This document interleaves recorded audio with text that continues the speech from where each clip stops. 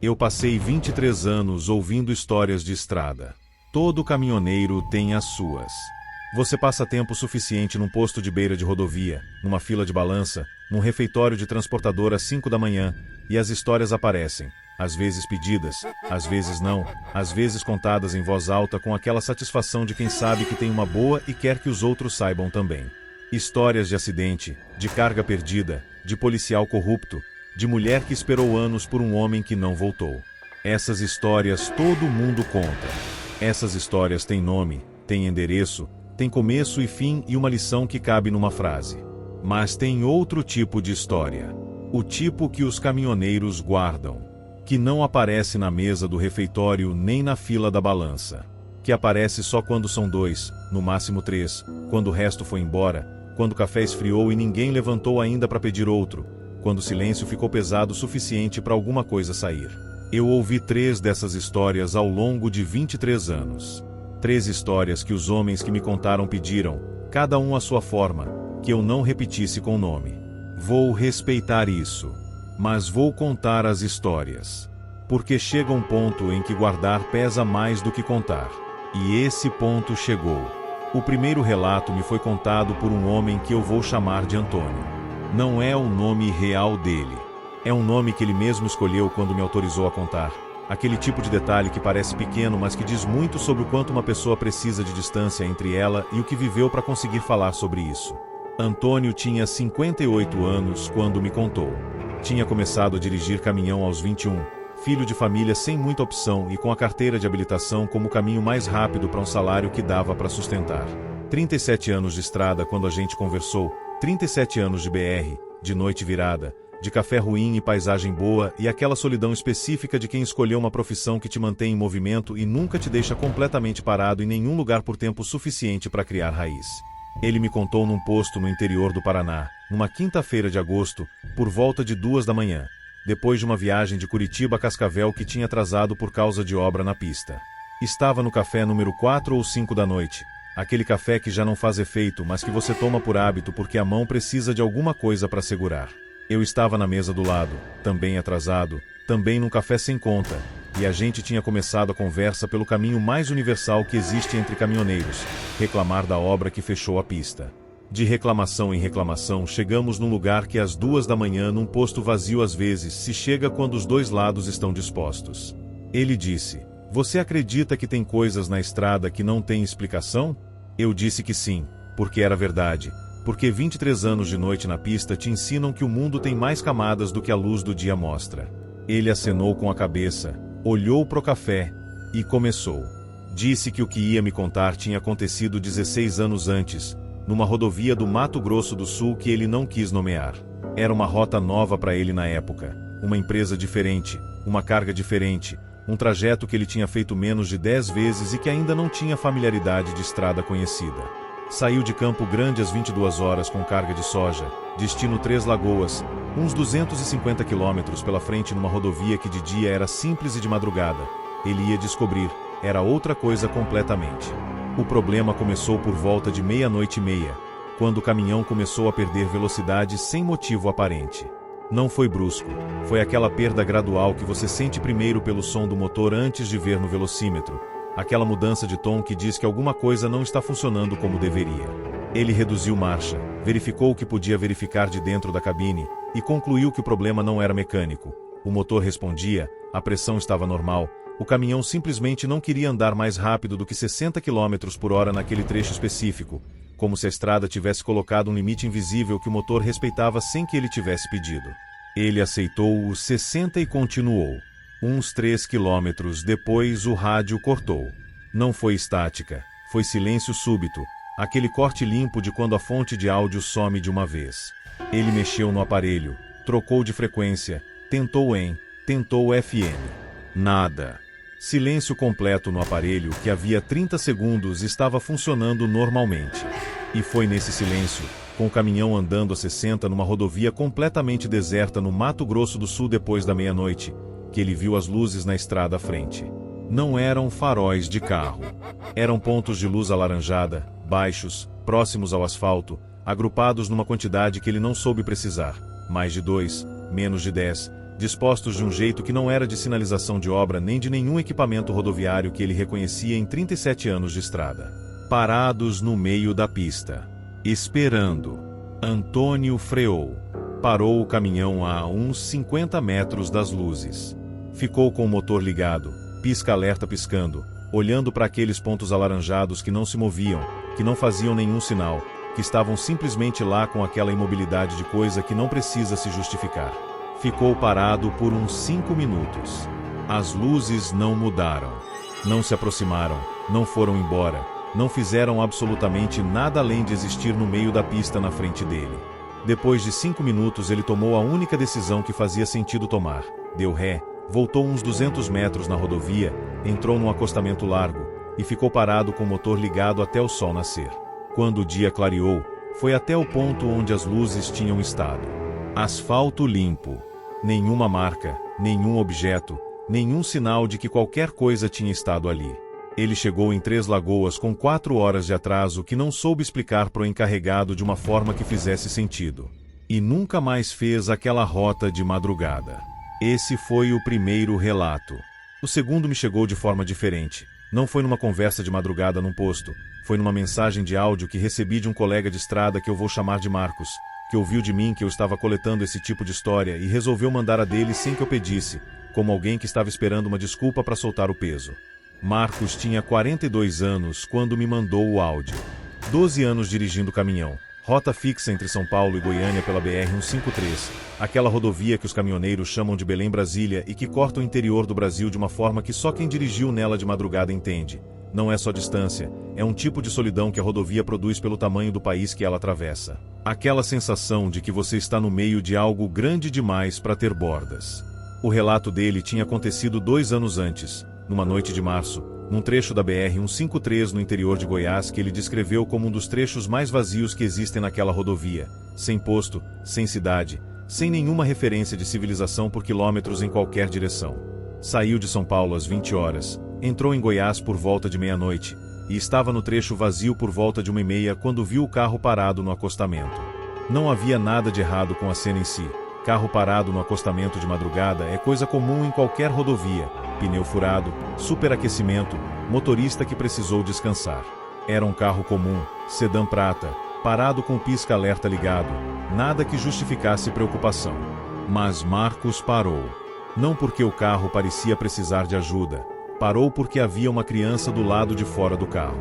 Uma menina, uns 6 ou 7 anos, de pé no acostamento ao lado do veículo, com uma roupa que ele descreveu como roupa de festa, vestido claro, sapato fechado, aquela roupa que as crianças usam em aniversário ou em ocasião especial. Sozinha do lado de fora do carro, enquanto o pisca-alerta piscava laranja no escuro de Goiás às 1h30 da manhã. Marcos parou o caminhão à frente, desceu, foi até o carro. A menina estava parada com os braços ao lado do corpo, olhando na direção da rodovia, com aquela expressão que não era de criança perdida nem de criança com medo.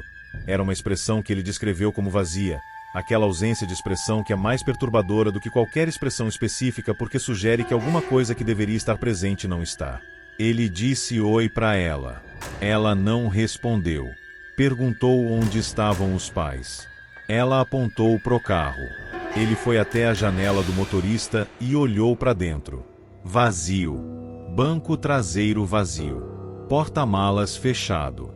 O carro estava completamente vazio com exceção de um único objeto no banco do passageiro, um sapato infantil.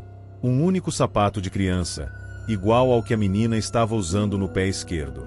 No pé direito dela não havia sapato.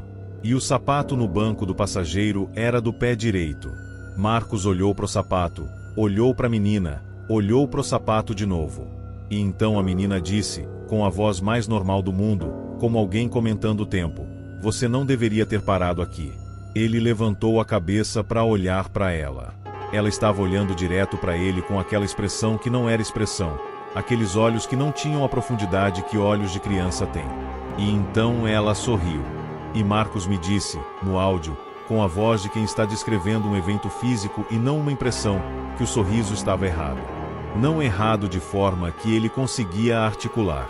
Errado da forma que o instinto reconhece antes da razão chegar. Aquele sinal de alarme primitivo que dispara quando alguma coisa que deveria ser familiar não é. Ele voltou pro caminhão. sem correr. Disse que o corpo não deixou correr, que andar foi o máximo que conseguiu. Aquele esforço de manter a compostura quando a compostura é a única coisa entre você e o pânico. Subiu. Fechou a porta. Engajou a marcha. E saiu sem olhar pro retrovisor. Dirigiu os próximos 30 quilômetros, sem olhar pro retrovisor uma única vez. Quando finalmente olhou, a estrada atrás estava vazia. Nenhum carro prata. Nenhuma criança. Nenhum pisca-alerta piscando no escuro de Goiás. Vazio. Marcos parou num posto em Itumbiara, tomou café, foi ao banheiro, sentou no banco do caminhão por um longo tempo antes de continuar.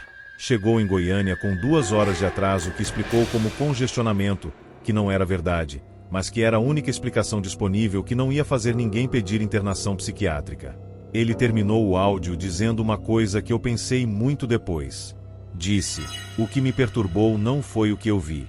Foi o que eu não fiz. Eu devia ter pego aquela criança e levado pro posto mais próximo. Devia ter ligado para a polícia. Devia ter feito alguma coisa além de entrar no caminhão e ir embora. E não fiz. Porque alguma coisa em mim sabia que aquela criança não precisava de ajuda. E que se eu tivesse ficado, eu é que ia precisar. Esse foi o segundo relato. O terceiro é diferente dos 2 primeiros em um aspecto fundamental. Não me foi contado. Eu vivi. E é o único que até hoje eu não consigo contar do começo ao fim sem parar no meio. Eu estava fazendo a rota de Curitiba a Florianópolis pela BR-101 numa sexta-feira de outubro de 2019. Uma rota que eu havia feito dezenas de vezes, que eu conhecia bem, que não tinha nenhum elemento de surpresa para mim depois de anos percorrendo aquele trecho de litoral catarinense.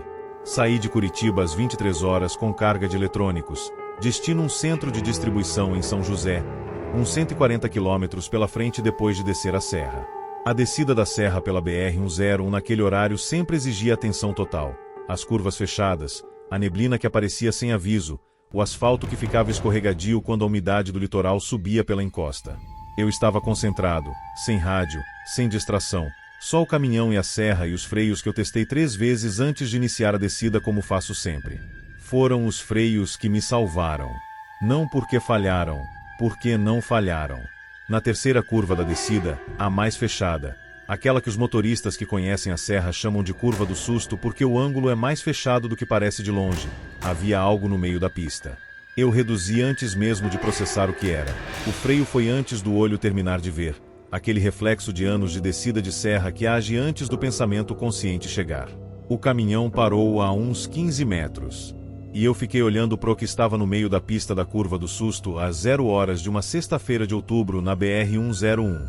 Era um homem, sentado no asfalto, no meio da faixa da direita, com as pernas cruzadas e as mãos no colo, olhando na direção do caminhão com uma expressão que eu não consigo descrever de forma que faça justiça ao que era.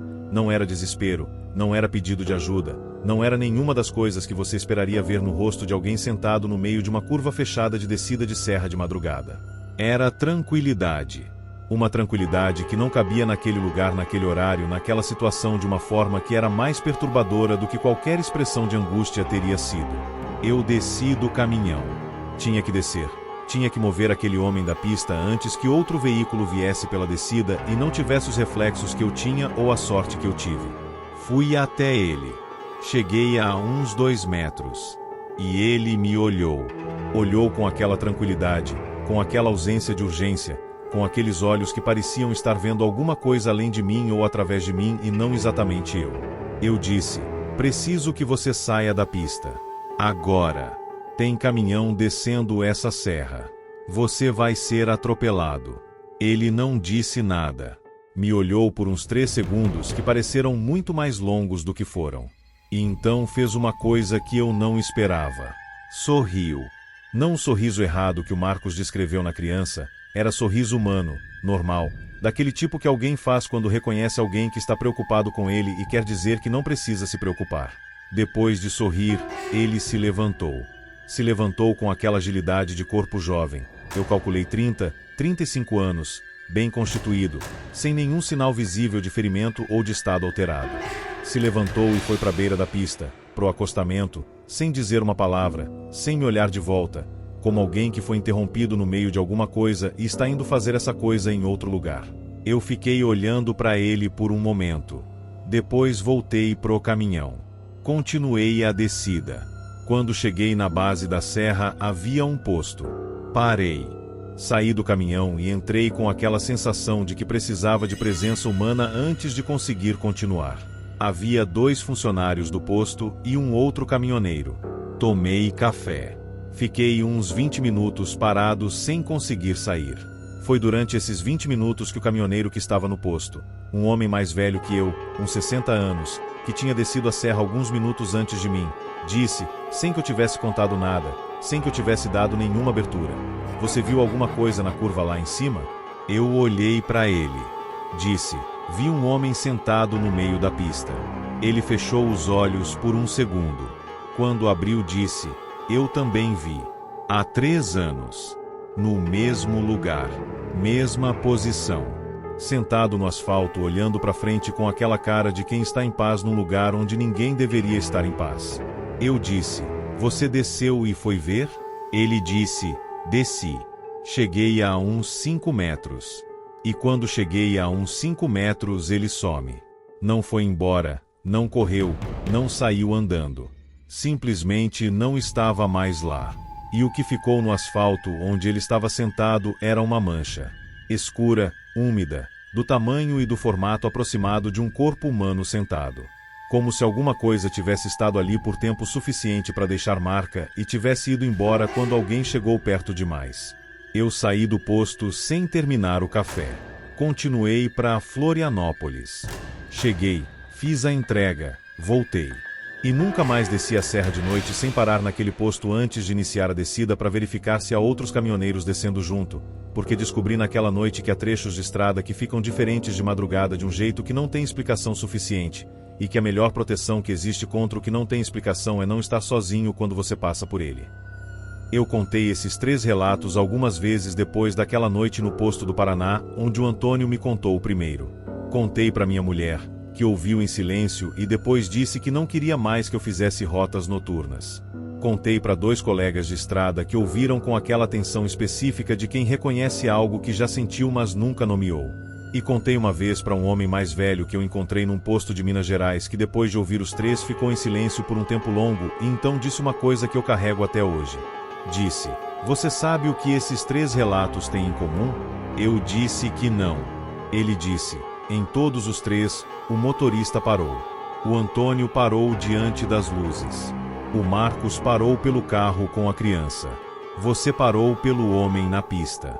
E nos 3 casos, parar foi o que criou a situação. A coisa estava lá, mas a experiência só existiu porque o motorista parou." Eu fiquei olhando para ele sem entender completamente o que ele queria dizer. Ele continuou: "Eu dirijo nessa profissão há 40 anos. E aprendi que a estrada de madrugada tem uma regra que ninguém escreve em nenhum manual e que ninguém te ensina na autoescola e que você só aprende quando precisa.